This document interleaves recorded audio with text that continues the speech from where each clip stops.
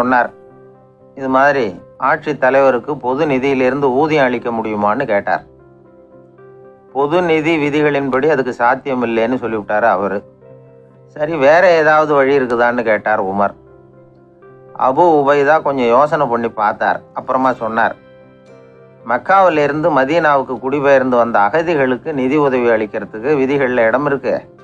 அப்படி பார்த்தா அபூபக்கரும் அகதி தானே, அதனால எல்லா அகதிகளுக்கும் கொடுக்கறது மாதிரியே அவருக்கும் ஒரு தொகை அளிக்கலாம்னார்.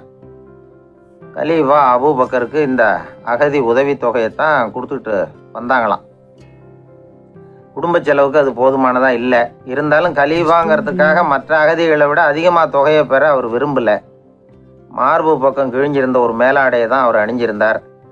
அவருடைய துணைவியார் அஸ்மா அவங்க ஒரு நாள் தேன் அருந்த ஆசையாக இருக்குன்னாங்களாம். நமக்கு கிடைக்கிற ஊதியம் குடும்ப செலவுக்கே போதுமானதா இல்லையே, இந்த நிலையில் தேன் வாங்குறது